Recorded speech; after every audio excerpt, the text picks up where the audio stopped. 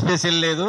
ఆ సతీష్ మొట్టమొదట సతీష్ మాదిగా దాడి చేసిన నేనే కాబట్టి అందుకొరకు అదే స్పెషల్ అన్నట్టు.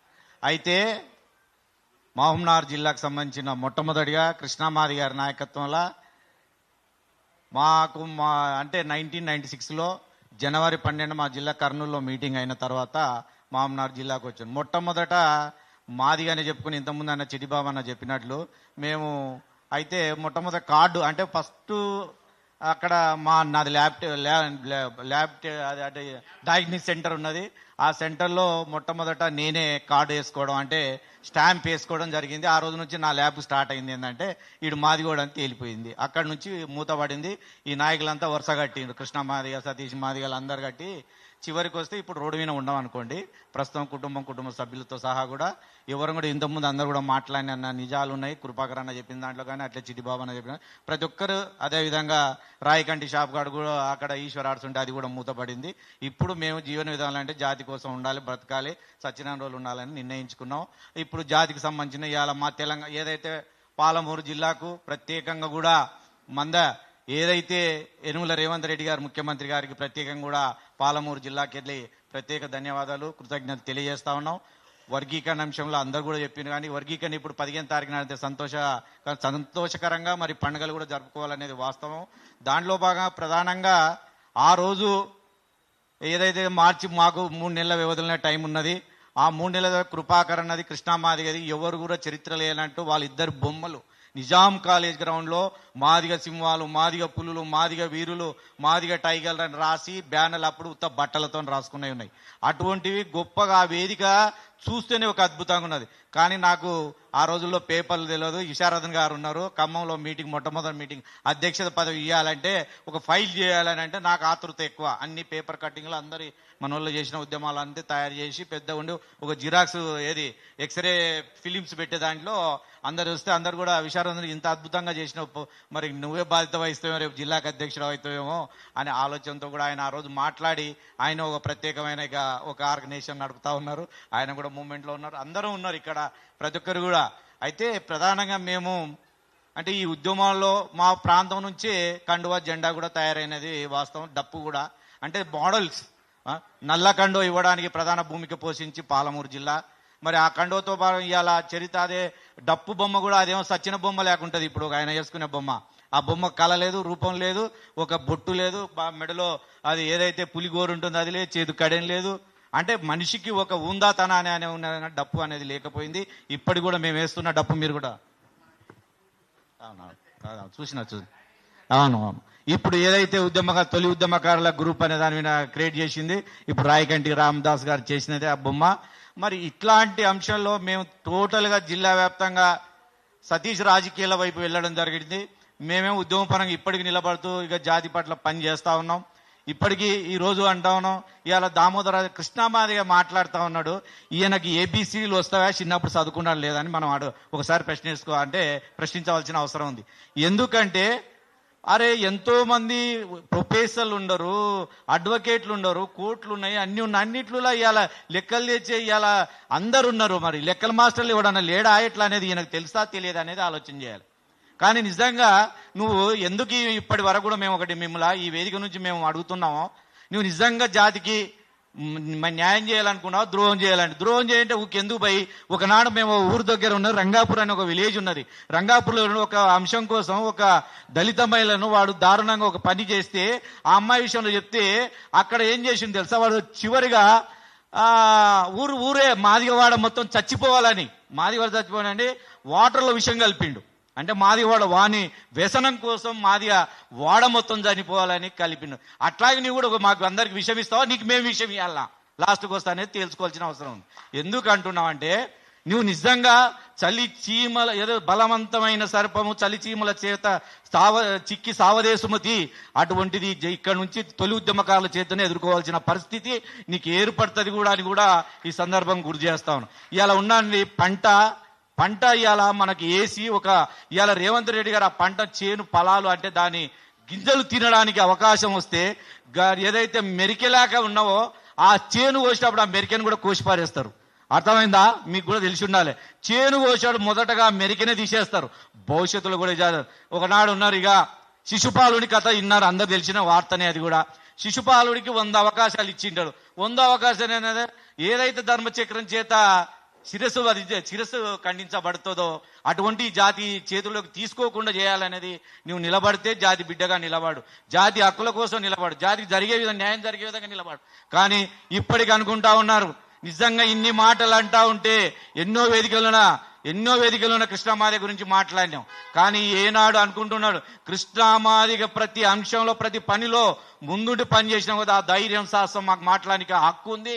నువ్వు నిజంగా జాతి బిడ్డ అయితే జాతి కోసం పనిచేయి, లేకపోతే వదిలేసుకో. ఇంతకుముందు అందరు కూడా నాయకులు ఒక మాట చెప్పారు, అన్ని కూడా వదిలేసుకొని నువ్వు నిజంగా అన్నాడు కృపాకరణ, దయ్యంలా వివరించకు, దరిద్రం నుంచి వచ్చినోడవు దయ్యం లేక వ్యతిరేకించకు, మనకు వచ్చే హక్కులను దయ్యాల పాలు చేయకు అని చెప్పి చెప్తా ఉన్నాడు.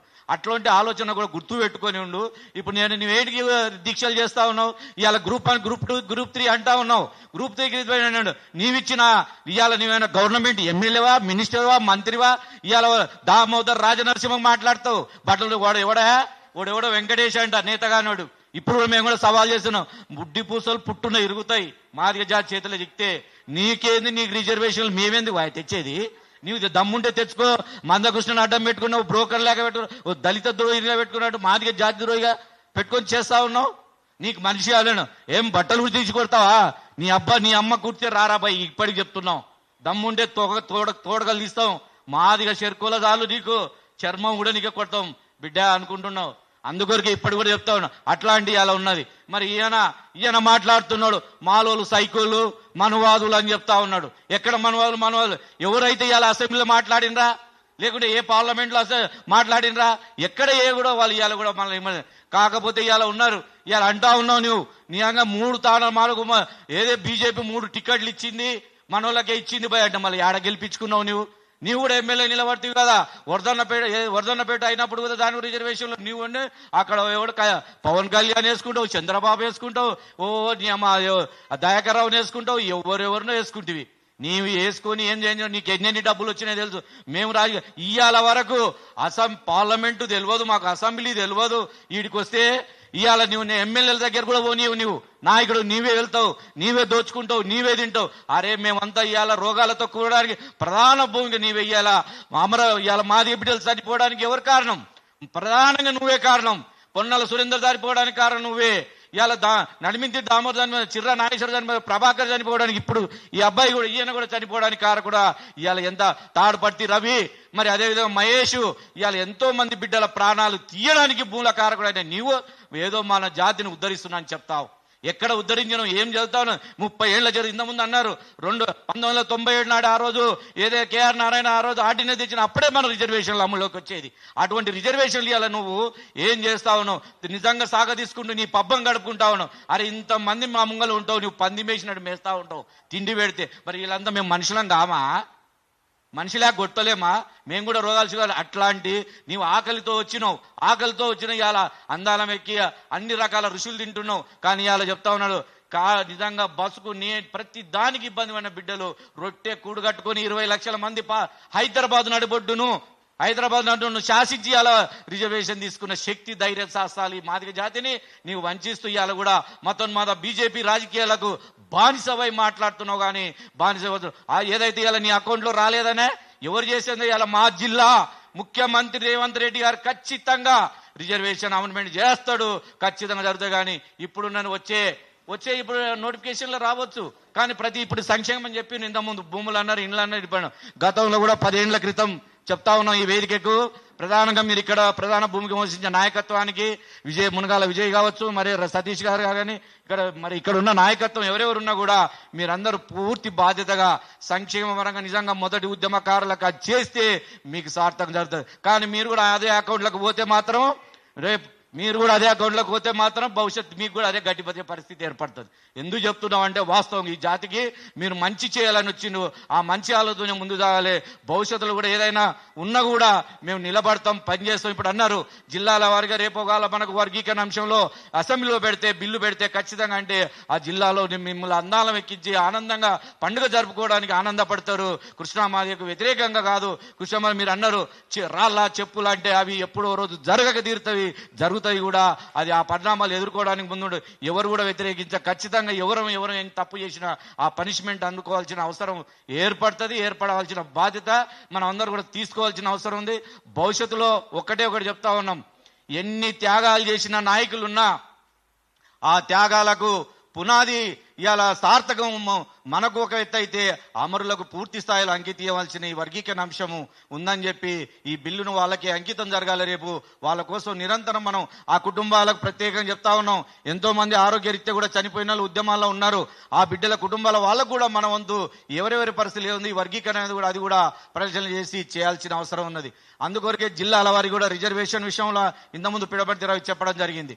దాన్ని కూడా ఖచ్చితంగా అవసరం. ఇది మన జిల్లాల వారిగా చేయడం వల్ల ఎవరు ఆ రేషియో ప్రకారం ఆ ప్రాంతంలో ప్రత్యేక మాదిలకు ప్రత్యేక రిజర్వేషన్లు అందే అవకాశాలు ఎక్కువ శాతం కూడా వచ్చే అవకాశం ఉంటుంది ఆ జిల్లాల వారికి అని చెప్పి తెలియజేస్తూ, ప్రధానంగా ఎన్ని బాధలు ఎన్ని అంశాలున్నా జాతికి ఇప్పటికైనా కూడా కట్టుబడి పనిచేయడానికి, జాతి హక్కుల కోసం నిరంతరం శ్రమించడానికి ఈ వేదిక పునాది కావాలి. భవిష్యత్తు కూడా వచ్చే హక్కులను, సంక్షేమాలను, అభివృద్ధి పట్ల, మన జాతి పట్ల అందరం కూడా దాన్ని అభివృద్ధి మార్గంలో నడిపించుకోవడం సిద్ధపడాలని మరొకసారి ఈ వేదిక ఉద్యమ నమస్కారం. జై భీమ్.